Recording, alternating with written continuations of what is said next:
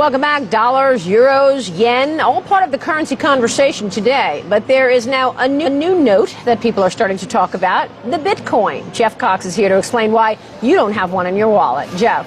Well, Maria, you confiscate a few $1 billion out of private bank accounts and you print a couple $1 trillion, and all of a sudden, you know what happens? People start to worry. So out of this worry, we have something called the Bitcoin. Now, what's the Bitcoin? Bitcoin is an electronic online digital currency, was created about 3 years ago, kind of flew under the radar. Now it's starting to actually gain some traction. You exchange your dollars, you exchange your euros, whatever. You go onto these networks, and it's an accepted currency, and it's zooming in value lately. Just unbelievable how much this has taken off. And there are places that are beginning to actually accept this sort of universal digital currency. Kind of operates in the shadows, not regulated, but it's a total outgrowth of people starting to get worried about these currency crises, debt crises. Where are these things accepted? Still not a lot of places. I checked out online, not a lot of websites that you would recognize, but the places are kind of novelty clothing, gaming sites, yeah, wait for it, porn, some of those places. But, there are a lot of drawbacks, there are a lot of fears that I'm sure that our guests are going to talk about, but this tells you how really insecure people are in this age of debt and currency crises and all the other things that we have going on in the world.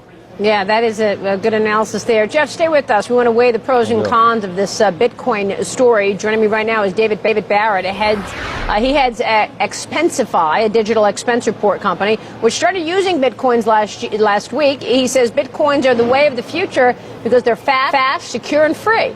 Michael Pento, though, of Pento Portfolio Strategy, is warning about the dangers of using electronic money. Michael, you first. Why do you believe there are risks in using Bitcoins? Well, when you think about money, first I have to give Bitcoin creators credit. At least they know enough not to trust fiat money that's controlled by our government. But they're trying to reinvent the wheel, and they've come up with a flat tire. We already have a perfect, real form of money, and it's called gold. Money has to have 4 elements. It has to be very rare, indestructible, divisible without losing its purchasing power, and cannot be increased by fiat. And Bitcoins fail on the first 2. They are not rare, and they are very much destructible. Well, David, if money is a confidence game, then why would people trust Bitcoin? It's not control. I mean, why trust something that's digital? Well, I guess you can trust it because it's not controlled by anyone. I mean, had PayPal invented Bitcoin, we'd all be heralding it as the most important financial revolution since the internet, since the credit card, perhaps. And I guess I would say, as for those first 2 points, as to it being destructible and rare, I guess I don't know if I agree with that. I mean, gold is only rare because it's physically scarce, but right. Bitcoin is rare because it counts on the scarcity of CPU time. And so, likewise, as to destructibility, I think that's also sort of in question. What are the chances of someone coming up with a counterfeit Bitcoin, and they present that to an end user, and they're accepting this phony Bitcoin?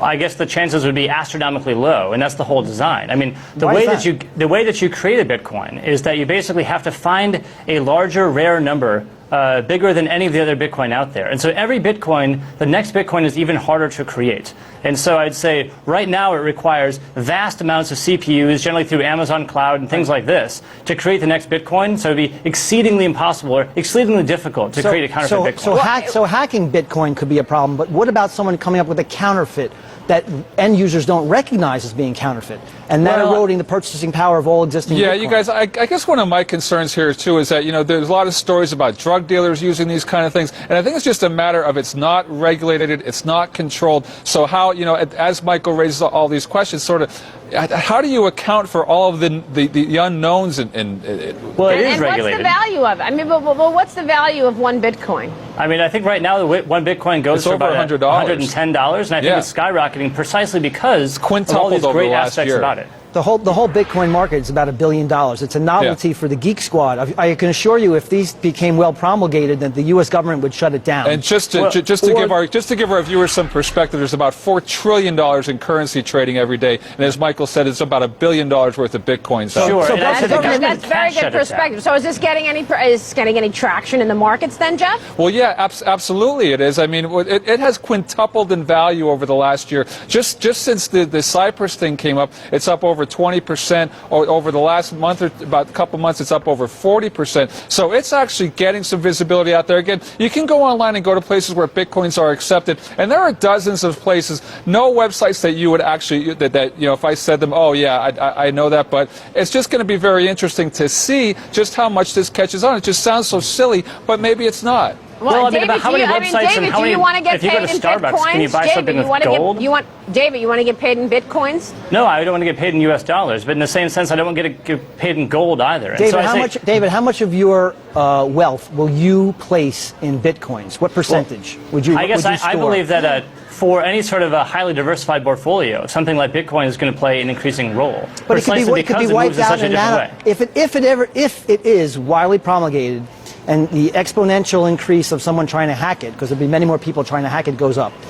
Well, I guess you're assuming that merely that because you can theorize the possibility that's going to happen. I would say the reason that there is $1 billion of value in it is because it's been carefully analyzed. Your purchasing power can be wiped out in a nanosecond, and that's why it would never be widely accepted in this country. I hear you say that, but that doesn't make it true. And I think that there are people who spend a lot of time on this that might know this topic maybe a bit more and who would believe in it. And I guess I would say that there are... What percentage of Americans... I know I have an IT department when they went through this, and they said, I would never trust this. So if my IT department isn't going to trust it, it's not going to be widely accepted. We got to get some Bitcoins over to Cyprus, that's for sure. Don't try to throw them in a Buy gold instead, Marie. We'll see you soon, guys. We'll be watching that story. What could push the S&P 500 to new highs tomorrow? We've got two of Wall Street's top money pros up next, giving you a leg up on the action. Stay with us.